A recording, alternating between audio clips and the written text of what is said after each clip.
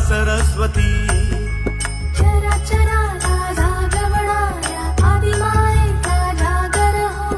महिषासुरमर्दिनी अर्पितो स्वर्गंगेची घागर हो. आई अंबे माऊली